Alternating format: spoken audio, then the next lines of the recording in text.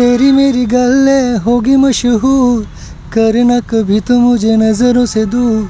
कित्थे चलिए तू, कित्थे चलिए तू, कित्थे चलिए। जम्मू में आए दिन उभरते हुए सितारे निकलकर सामने आ रहे हैं और टैलेंट लगातार निखरता जा रहा है दिन ब दिन, और ऐसे ही टैलेंटेड लोगों से हम आपको लगातार मिलवा भी रहे हैं। विक्रम सिंह डोगरा इस समय मेरे साथ मौजूद हैं, जिनका हाल ही में एक भजन आया है और इससे पहले मुंबई का सफ़र भी तय कर चुके हैं और मुंबई में भी काफ़ी ज़्यादा काम कर चुके हैं। बॉलीवुड से भी ताल्लुक़ रखते हैं और अब जम्मू आने के बाद इनका एक पहला भजन आया है जिसको लोग काफ़ी प्यार भी कर रहे हैं। चलिए इन्हीं से बातचीत करते हैं इनके इस भजन के बारे में और इनका सफ़र अभी तक का कैसा रहा है वो भी इनसे जानेंगे। विक्रम जी, स्वागत है आपका। धन्यवाद। पहले तो मैं चैनल 1 वालों का बहुत बहुत धन्यवाद करता हूँ कि इन्होंने मेरे लिए टाइम निकाला। ठीक है विक्रम जी, आपके भजन के बारे में बात करेंगे, लेकिन इससे पहले थोड़ा सा ना अपनी जर्नी के बारे में बता दीजिए। जैसे कि आप मुंबई भी गए थे, वहाँ पर भी आपने अपना लक आजमाने की कोशिश की और आप कामयाब भी हुए शायद, तो वो थोड़ा सा बताइए। हाँ, मैं 2007 में मुंबई गया था, तो वहाँ काफ़ी स्ट्रगल है। तो पर स्ट्रगल से जो डर गया तो वो कामयाब तो हो नहीं सकता। तो किया, काफ़ी स्ट्रगल किया मैंने। तो मुझे पहले एक रियलिटी शो मिला था, एयरटेल देश की आवाज़, उसमें मैंने पार्टिसिपेट किया था। तो फिर उसके बाद स्टेज शोज़ वगैरह मिलने लगे मुझे, वो मैं करता रहा। फिर 2011 में मैंने किया था क्लोज़अप झूमे नाचे गए। तो उसके बाद फिर मुझे और काम मिलने लगा, इंडस्ट्री में जिंगल वगैरह गाने लगा, स्क्रैचेस वगैरह गाने लगा, सीरियल्स में काम मिलने लगा गाने का। फिर करते करते चल रहा था, अच्छा खासा चल रहा था। फिर अभी 2020 में कोरोना की वजह से मुझे वापस आना पड़ा। ठीक है। तो वापस आने के बाद फिर मैंने यहाँ थोड़ा हाथ मारा कि कुछ काम मिल जाए, कुछ नहीं। लेकिन काम उसी को मिलता है जिसका नाम होता है। ठीक है, नए बंदे को कोई चांस नहीं देता। तो बस फिर वापस चला गया मुंबई में। फिर 1 महीने बाद फिर से लॉकडाउन लग गया, फिर मैं वापस आ गया। तो उसके बाद फिर मैंने सोचा कि पहले कुछ करना पड़ेगा, जम्मू वालों को कुछ करके दिखाना पड़ेगा। जब फेस वैल्यू बनेगी तभी काम मिलेगा। अच्छा। तो फिर मैंने अपने कज़न से बात की, सचिन मेहरा से। तो फिर उन्होंने मुझे NB नरेजे से मिलाया, फिर भजन के बारे में बात की। तो फिर सब कुछ उन्होंने मुझे गाइड किया कि कैसे क्या करना है।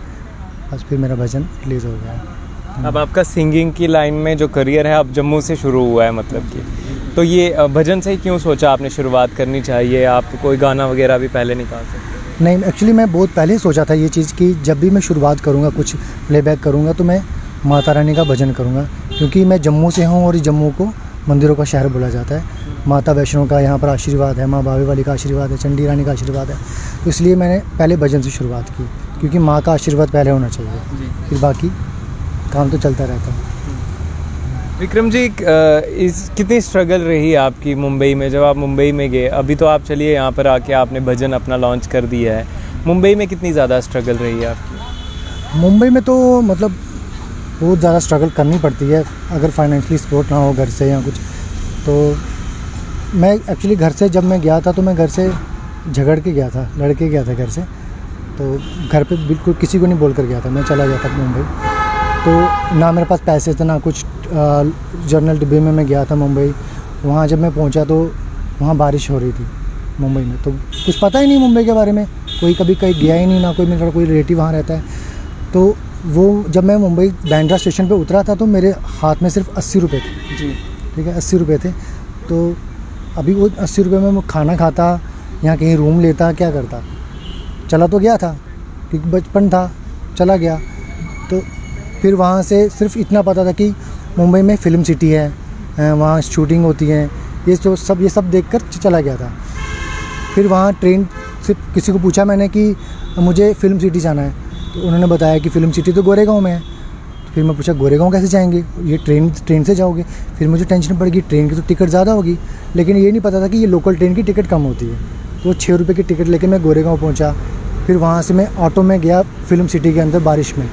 वहाँ बहुत लोग मिले मुझे, शूटिंग्स वगैरह चल रही, सबसे मैंने काम वाम मांग रहा था, लेकिन कोई जानता ही नहीं है तो काम कैसे देगा? ठीक है, बस लोगों ने मुझे ये गाइड किया कि भाई किसी को पैसे मत देना कि वो तुम्हें बोलेगा कि तुम्हें काम दिलवाता हूँ, पैसे दे दो। मैंने कहा पैसे है ही नहीं तो दूंगा कहाँ से मैं?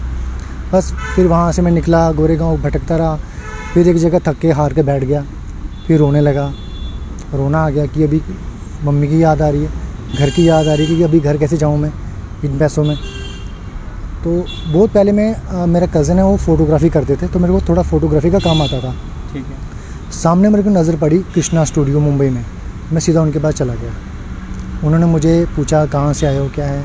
नए बंदे को विश्वास नहीं करता कोई, लेकिन उन्होंने फिर भी ट्रस्ट किया मेरे पे, मुझे वहाँ पर रखा उन्होंने। ठीक है। खाना वाना खिलाया, 3 दिन के बाद मैंने खाना खाया। ठीक है। ठीक है। फिर वहाँ पर मैंने रात को रेस्ट की, सोया।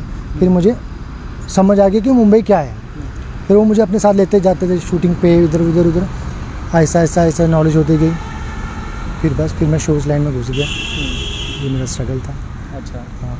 तो वहाँ पे आपको काम वगैरह मिल रहा था लेकिन? हाँ, बंदा जब सच्चे दिल से गया हो या उसको काम करने की नीयत से गया हो ना, तो काम मिलता है। ठीक है। अगर खाली सैर सपाटे करने गया हो तो फिर तो जम्मू के मुकाबले में अगर देखा जाए मुंबई के मुकाबले में, तो जम्मू में कितनी ज़्यादा आपको स्ट्रगल लगी? क्योंकि अभी आपका अभी भजन आया, कल को आप गाने भी गाएंगे और भजन निकालेंगे, जम्मू में रह के प्रोजेक्ट्स पे काम करेंगे, तो कितनी स्ट्रगल लगी आपको जम्मू में फ़िलहाल अभी तक? जम्मू में तो मुझे इतना स्ट्रगल नहीं करना पड़ा, क्योंकि ये मेरा अपना स्टेट है, सब लोग जानते हैं, एक लैंग्वेज सेम है। ठीक है। हम डोगरी जानते हैं, तो वहाँ पर हमें उनकी मराठी लैंग्वेज आती नहीं है। ठीक है। तो वहाँ पर सर्वाइव करना थोड़ा मुश्किल होता है। वहाँ घर नहीं है अपना, यहाँ अपना घर है, रिलेटिव सब यहाँ पर हैं, तो इतना परेशानी नहीं आती। किसी से भी कांटेक्ट में बोल सकते हैं कि हमें ये हेल्प चाहिए, तो वो कर देते हैं। जम्मू के लोग थोड़े सपोर्टेड है, करते हैं, सपोर्ट करते हैं। लेकिन बाहर सपोर्ट तभी मिलती है जब आपका कुछ नाम हो जाए, ऐसे कोई आपको सपोर्ट नहीं। तो आपका जो भजन आ चुका है, तो कैसा रिस्पांस मिल रहा है जम्मू की जनता का? बाहर से भी लोग देख रहे होंगे, तो कैसा रिस्पांस मिल रहा है? नहीं, रिस्पांस तो बड़ा अच्छा मिल रहा है मुझे।